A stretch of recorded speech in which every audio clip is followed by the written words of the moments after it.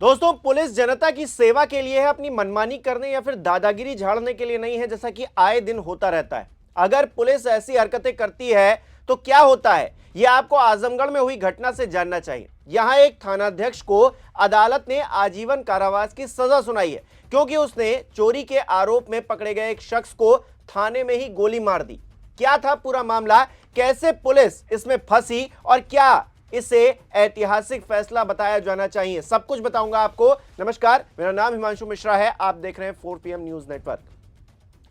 दोस्तों, ये पूरा मामला 29 मार्च 2003 का है, जब जितेंद्र यादव के पिता हरिलाल यादव को आजमगढ़ के रानी की सराय थाने की पुलिस एक बैटरी चोरी के मामले में हिरासत में लेती है।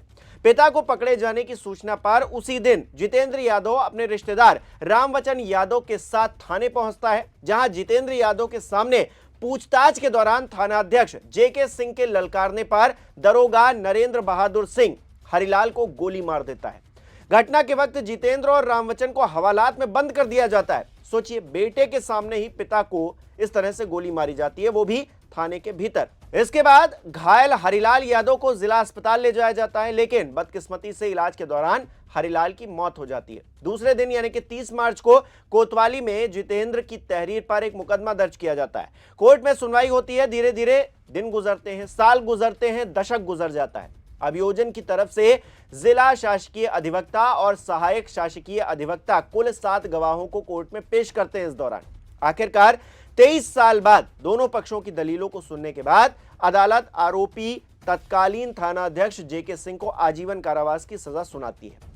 उस पर 1,05,000 रुपए का अर्थदंड भी लगाया जाता है।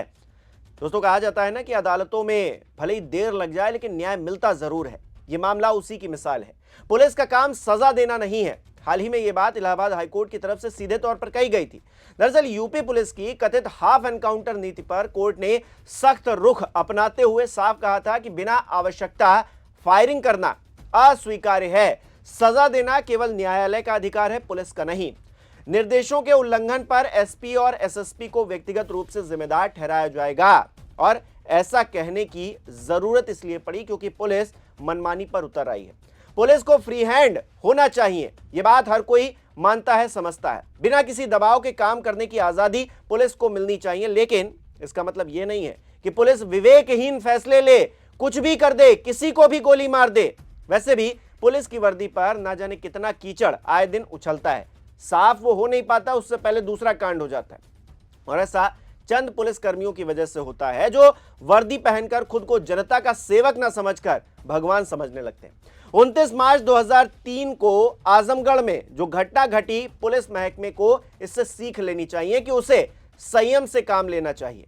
अगर ऐसा नहीं होता है तो पूरा पुलिस का विभाग शर्मसार होता है, शर्मिंदा होता है। बहरहाल, मामले को लेकर पुलिस महानिदेशक अभियोजन दीपेश जुनेजा ने कहा है कि अभियोजन की तरफ से इस मामले में सभी बिंदुओं का गहनता से परीक्षण कर साक्ष्यों को अदालत के सामने रखा गया। इसके बाद माननीय अदालत ने सजा सुनाई। उन्होंने यह भी कहा कि इस तरह के सभी मामलों पर अभियोजन अधिकारी सतर्कता पूर्वक दृष्टि रखे हुए हैं, जिससे कि सभी अपराधियों को जल्द से जल्द कड़ी सजा दिलवाई जा सके। उधर घटना के बाद इसी मामले में रानी की सराय थाने में हत्या का मुकदमा दरोगा नरेंद्र बहादुर सिंह के विरुद्ध पहले से ही दर्ज कर लिया गया था। इस पूरे मामले को लेकर जहां शहर कोतवाली में दर्ज मुकदमे को रानी की सराय थाने में दर्ज मुकदमे में शामिल कर लिया गया। बाद में शासन ने सितंबर 2003 में इस मामले की जांच सीबीसीआईडी को सौंप दी।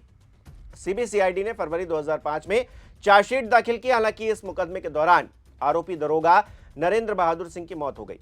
यहां यह भी कहना जरूरी है दोस्तों कि न्याय मिलने में इतनी देरी भी ना हो कि उसका कोई अर्थ ना रह जाए। आप इस मामले को किस तरह से देखते हैं, कमेंट करके जरूर बताइएगा। इस वीडियो को लाइक करना, शेयर करना मत भूलिएगा। हमारे चैनल को सब्सक्राइब नहीं किया तो वो भी जरूर कीजिएगा और आप हमें सहयोग भी कर सकते हैं ज्वाइन बटन पर क्लिक करके। बहुत बहुत धन्यवाद।